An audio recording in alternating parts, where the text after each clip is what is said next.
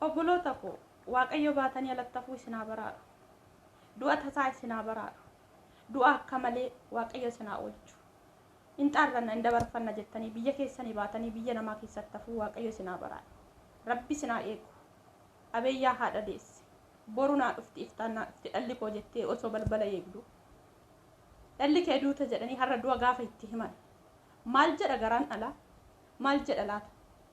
Yaa Rabbi ni ulfaata. Baay'ee laphee nama cabsa, baay'ee nama dhukkubsa.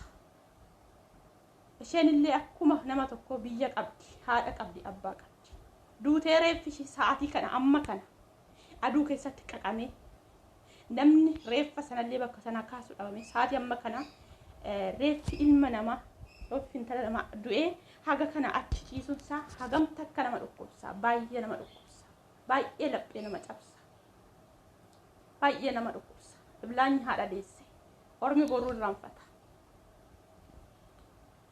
Ashama harka fuudhee akkam jirtan obboloota koo nagaan Rabbii lafaaf iddoo jirtanitti isiniif haa baay'atu. Ani obboleettii keessan nagaa guutuurraa fan qaba. Namoonni chaanaala kanaaf haaraa taatan subscribe like gochuudhaan maatii keenyatti dabalama. Namoonni maatii koo turtan immoo hanga yoonatti yaadawwan garaagaraan kan jajjabeessaa turtan galatoomaa galata guddaa na biraa qabdu isin jechuu jaaladha. Egaa obboloota koo gaddi obboleettii keenya mucayyoo guyyaa kaleessaa Beerut keessatti foqii kurnaffaarraa kuftee duute jedhan kuni baay'ee waan nama dhukkubsu, baay'ee waan laphee nama cabsu, kan du'uuf ishee ra'anii kan haala itti reeffi ishee achi sa'aatii meeqa taa'ee jedhamu kun laphee nama dhukkubsa. Dhiigni ilma namaa akka kanatti dhangala'ee amma dhiigni ilma namaa goggogee reeffi aduu keessatti qaqamee akka kanatti goggogutti waaqayyo dhugaan isiniin jedha baatanii alatti hafuu isinaa eegu. Inda barfanna boruu nu dabarti jettanii osoo olii gadi fiigdanuu baatanii alatti hafuu waaqayyo isinaa baraara. Baay'ee ulfaata, baay'ee laphee nama cabsa. Dhugaa waaqayyo baay'ee namatti dhagaa. Nuti gaafa harkaa qabnuuf gaafa fayyaa qabnu qofa kan jaalatan. Nama biyyaa ba'e waaqa tokkicha ta'e malee akkatti jiru maal keessa akka jiru namni beeku hin jiru. Nuti gaafa as teenye waanuma diriirfannee waanuma firiidamii argannee sa'aatii boqonnaa hedduu argannee teenyee haala salphaan birrii fuunutti fakkaata warra biyya keessa jirutti. Akkanatti dalageetti isheeyyuu dhiisee deema. Boruun kana godha jedhee osoo bakka sana hin gahin osoo abjuuf mul'ata isaa bira hin gahin akka kanatti qaccaamee karaatti tafa.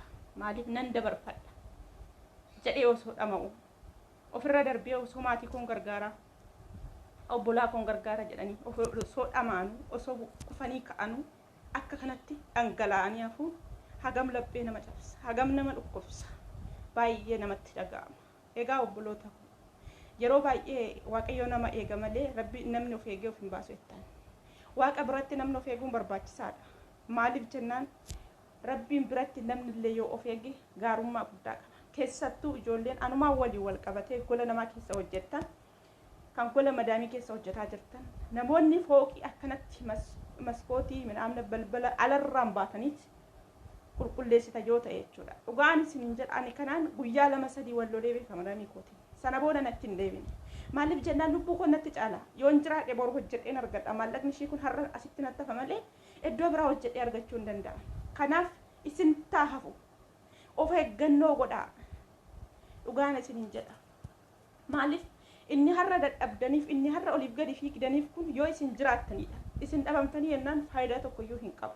Akka kanatti dhangalaatanii haftu dachee irratti.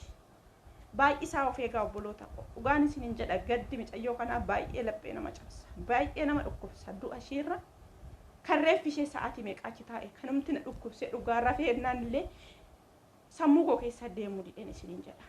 Kanaaf haati deesse boru naa dhufti iftaan naa dhufti dhalli koo jettee balbala eegdi. Har'a dhalli kee duute jedhani reeffa gaafa fidanii ittiin galan maal jetti? Maal jedha garaan dhalaa? Baay'ee ulfaata. Kanaaf obboloota koo ishee duute waaqayyo lubbuu ishee hamaa maatii fi firoottan ishee rabbi jajjabina haa kennuuf. Isa du'e bilaanyi malee inni jiru hoomuun oomayyuu hin ta'u. Yoo baay'atti torbee takka torbee lama sana booda eenyumtuyyuu jireenya ofiitiif tattaafachuu jalqaba. Kanaaf of eeggannoo godhaa. Lafa kamittuu of eeggannoo godhaa. Maaliif yoo isin jiraattan wanti hundi jiraata. Yoo isin jiraattan wanti har'a dhamaataniif kuni milkaa'a yookaan iddoo abjuuf mul'ata keessanii geessan.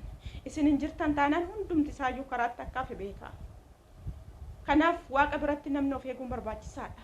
Amma namni hundumtuu mucayyoo kana way qulqulleessutti kuftee way akkamitti akka kufte hamma yoonattani wanta xarraamaa tokko wanti na dhagee hin jiru. Sanas ta'e kana dhangalaateerti isheen akka naramnetti sanu akka naramnetti akka laphee nama cabsutti dhugaa rabbi waaqayyo lubbuu ishee haa maaru rabbi lama isheen baddalin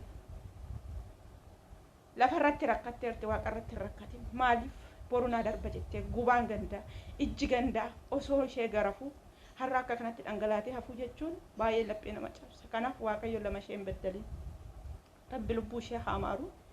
Obboloota ko of eeggannoo godhaa. Dhugaan isin jedha of eeggannoo godhaa. Wanti hundumtuu yoo isin jiraattan jiraata. Wanti hundumtuu yoo isin har'a fayyaa keessan eeggattan yoo isin iddoo ofiif kennitan waayyaa addan bira geessan. Kanaaf iddoo ofiif kennaa. Maaliif iddoo tokkotti yoo isin ta'uu baate mana jijjiirradhaa. Maaliif sanarraa yoo kanaaf immoo biyya ofiititti galanii dhugaan isin jedha. Maaf mangadarra teessanii kadhattanii nyaanni amma waaqayyo lubbuu keessan isin jiraachisetti. Jiraachuutu caala yoo jiraattan waa baay'ee agartan yoo duutan wanti tokkoyyuu hundi isaayyuu asumatti hafaa jechuudha. Kanaaf of eeggannoo haa godhu. Of eeggannoo godhaa baay'isaa of eeggannoo godhaa obboloota ko. Nuti boru akkas goona iftaan akkas goona yaanni keenya ilaalchi keenya iddoo tokko hin jiru. Maaliif asiin mana keessa kottu gana godhii sana fidii waamamna. Yaada biraatiin immoo biyyatti maatiin koo akkamitti jira maaltu ta'ee jira biyyi koo akkamitti jira hiyyaanna kana gidduutti wanta qabnu waan hojjennu sanallee dagataa jirra nuti amma yaada keenya gamaaf gamanatti bittinneessine waan hojjennuu fi maal akka harkaa qabnu maal akka hojjetaa jirru sana of daganna. Sa'aatii sanatti immoo waaqayyo gisee hunda nama eegu. Sa'aatii sana akka seexanni nama hattu. Sa'aatii sana akka seexanni hattee nama qaccaatu akka kanatti. Kanaaf yeroo wanta akkanaa ulfaataa kana qulqulleessitan maak alarraan osoo hin taane keessattuu iyyuu masalaalarra baanee ma yeroo tokko ani isa tashkarakkaru kan qilleensa gashu kana nin qulqulleessa giseen achirra qulqulleessa hagamta akka urgufamu natu beeka. Alarraan osoo hin taane keessa saatirraanuu gaafa qulqulleessitan masalaalarra baatanii jirtan taanan yaada keessan iddoo tokko godhaa. Silkii minaamina lafa kaa'aa. Maaliif jennaan wanti hundumtuu iyyuu yeroodhaan sa'aatiidhaan ni ta'a wanti hin taane hin jiru. Isin yaaddanii cannaqamtaniif isin sammuu keessa dhiphistaniif akka kanatti qaccaamtanii haftan malee wanti tokko wanni fiddan hin jiru. Wanti dabalamu hin jiru yoo of eeggannoo gootanii alatti jechuudha. Kanaaf of eeggannoo godhaa yaada keessan iddoo tokko godhaa waan akkasii ulfaataa kana yeroo qulqulleessitan yeroo maashina of harkaa qabdan yeroo kamiyyuu yaada keessan iddoo tokko godhaa. Maaliif wanti hundumtuu kan nama mudatu kallattii tokko miti. Kallattii isin hin beeknani kallattii garaagaraa nama mudata waan ta'eef. Sun immoo yoo nuti of eeggannoo goone yoo nuti maalan hojjetaa jirra hamma yaadni koo garam jira. Yaadni yaada jiru hojii sanii wal fakkaatamoo yaada biraa yaadatan hojii sana hojjetaa jiru. Waan jedhu sammuu keessan iddoo tokko godhaa obboloota tokko amma isin hin dadna'abetti. Maaliif sirriidha keessan jira akkuma nama kamiitu iyyuu nan arga. Ijji nama hagam akka nama garafu. Ijji nama hagam akka sammuu nama jeequ. Sana fidii baasii buusii bakka maaliif namni tasgabbaa'ee sammuu normaaliidhaan hojjetaan soba amma gola namaa keessa jiranitti amma biyya ormaa keessa jiranitti suni normaalii hin ta'u. Kanaaf amma danda'ametti immoo yaada keenya iddoo tokko godhannee amma nuuf danda'ametti waan akka kanaa balaa akka kanaatirraa of eeguun barbaachisaadha. Of eegaa of eeggannoo godhaa waaqayyo wajjiniin isinillee rabbii biratti of eeggannoo godhaan isin hin jedha obboloota koo eegaa aganuman dubbachuuf dhufe baay'ee waan laphee nama cabsu dhugaa hamma yoonallee haalli isaan ittiin ichirree fashiisan haranii kaasaa jiran ija koo duraallee deemuu hin danda'u osoon viidiyoo sana laaluu baadhee yeroon itti jedhellee jira. Maaliif baay'ee tokko na xaganane baay'ee na surure akka kanatti dhangala'anii hafuu waaqayyo nama haa baraaru. Ba'anii akka kanatti kufanii hafuu rabbi nama haa baraaru. Rabbi isin haa eegu hunda keenya waaqayyo nu haa eegu. Waaqan biratti isinillee of eegaa isiniin jechuu jaalladha obboloota koo. Egaa nagaan naaf turaadha. Hanga viidiyoo biraa walitti deebinutti isinillee lafa jirtanitti waaqayyo isin waliin haa ta'u. Turtii gaarii nagaan naaf turaa isiniin jechuu jaalladha. Waaqayyo hunduma keenya waliin haa ta'u. Hunda keenya iyyuu lafa jirrutti nu haa eegu rabbiin. Turtii gaarii.